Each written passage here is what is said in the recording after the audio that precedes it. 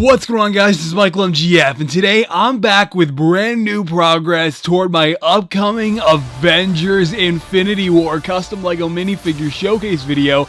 This time we're going to be covering Star-Lord and Groot and the progress I have made on them. So, Star-Lord has pretty much been I'm not going to lie, man, the figure is practically the same as my Volume 2 version. The arms are exact copies. I literally just painted the exact same pair of arms. However, this time I have made the jacket in such a way that it's actually zipped up, similar to how it was in Volume 2 and how it's going to be in Infinity War as well. However, I wanted to ask you guys, is it going to really bother you if I use the same pair of legs? Because when I'm over here trying to make progress on all the Infinity War figures and actually do this and post this video around the release date, I'm over here thinking, like, do I really want to be basically painting the exact same pair of legs? Because his costume is not different from Volume 2 to Infinity War, and I feel like I painted those legs like a month or two ago. That's how, that's how fresh that figure still feels to me, if that makes sense. And so I really wouldn't paint those legs any differently. I don't know. Let me know how you feel about that. Either way, I know I'll be using the same blasters and the same helmet. And yes, he does have the helmet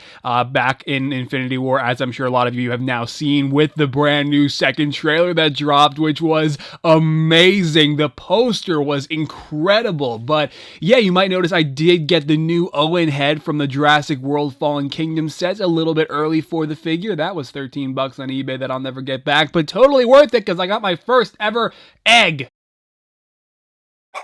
But anyway, Groot. Oh man, this figure, this was interesting. I'm not done. I still pretty much have to do the entirety of the back, along with a little bit of detail on the insides of the legs. But anyway, you might notice I made use of Lego's Groot head from the Infinity War sets, but what I did was I carved out the eye sockets, and I also modified the top. I sanded certain areas, and I basically just took a drill to not only the head, but the entire figure. Pretty much what I ended up doing was engraving all of the detail. So that includes everything on the torso, the legs, the arms, the entire figure. Because in Avengers Infinity War, Groot is super tall and super lanky. When I say super tall, he's not tall as in like original Groot tall, but he's pretty much as tall as every other human character in the movie. So I didn't want to use any kind of special legs or do anything of the sort. A basic minifigure torso and legs absolutely works. However, I didn't want to be adding anything to this figure because you look at him and he's just already, like I said, so tall, so thin. So that's why I engraved everything and took a drill to the entire figure to still capture that definition while basically keeping him as thin as possible for a LEGO minifigure. So yeah, but there are a lot of people that really didn't like the style of eyes, and I really disagree that a LEGO minifigure's face can only be painted with eyes that are just black pupils and white dots. Because when you have other characters like Ghost Rider or the Arbiter from Halo 5 or even anime characters, it can be a little bit restricting when you actually instead opt for regular LEGO eyes. And to be completely honest with you, I wasn't overly fond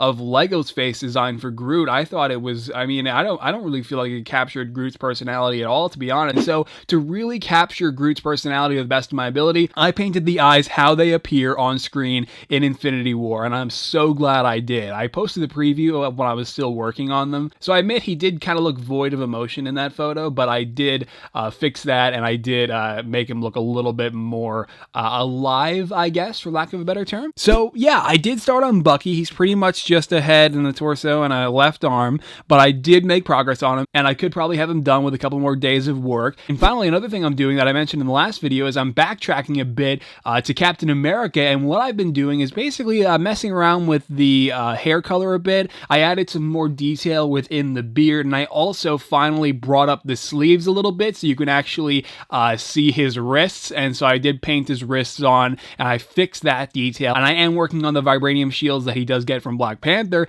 I do have to add detail to them, but I do have the basic shape and everything else already done, and I'm pretty excited for you guys to see what those will look like in the final showcase. But I did, on top of all of that, get the mechanical arms in for Iron Spider, and I've been working on those, adding some detail to them, and it's seriously a fantastic set of arms from the Mini-Mates Iron Spider. It's just, they're really awesome, and I mean, they attach to a neck brace almost like a Lego minifigure.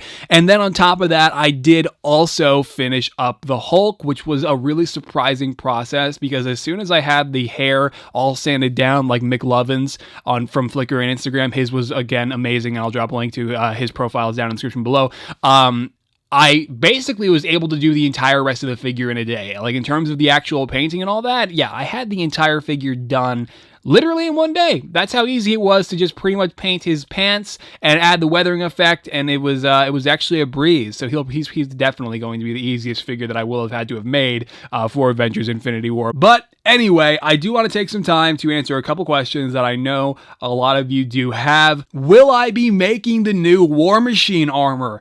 To be completely honest with you, I would love to, but I don't know. They've revealed his suit so late in the game, and as it is right now, it would be a miracle if I'm able to continue to work every day like I have been on these figures and still make it by release one last time for Avengers Infinity War. But with that said, I don't know that War Machine will fit in. He just very well might end up in a spin-off showcase because of how late in the game he was revealed.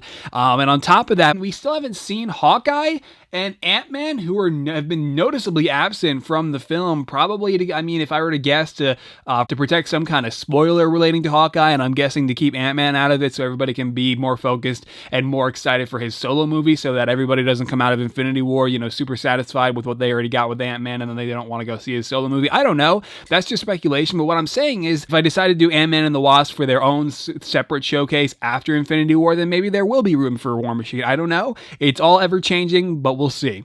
And, you know, actually, that's the only burning question I know you guys have that I can think of off the top of my head. Let me know if you have any more down in the comments below. But for Avengers Infinity War, to make sure that I get this showcase done as quickly as possible, I have outsourced some work to AV Figures, my buddy Andrew. He is an incredible customizer in this community, just launched a brand new site, and he's going to be sculpting some new parts for some of the Infinity War minifigures, and you'll see what those are when he is finished and when I've started to paint them up. But I'm super excited to announce that we will be collaborating yet again, because you may remember we have collaborated before in the past, like for instance with K2SO from Rogue One, and that went super, super well, and I absolutely cannot wait to see what he will bring to the upcoming Avengers Infinity War showcase. It should be really awesome. So I think on that note, guys, I mean, let's be honest, I'm probably going to be forgetting something, or I made some kind of mistake and I said something that's probably not true, and you guys will probably grill me for it in the comments, which is totally okay. I love you guys. But that's it, man. I gotta get back to work. I gotta finish up these guys so I can move on to other figures like Falcon and Vision and other figures that I haven't even started on. So, but if you want to see all the updates and preview photos for the upcoming Avengers Infinity War minifigures before you even see these making of videos, then I definitely recommend checking out the social medias, the Twitter, the Facebook, and the Instagram, because I always post photos of the figures there before they even make it here with these videos. So yeah, and if you enjoyed the video, drop a like, or if you didn't, drop a dislike. It doesn't matter. It's up to you. And so I'll see you later. All right. Bye-bye.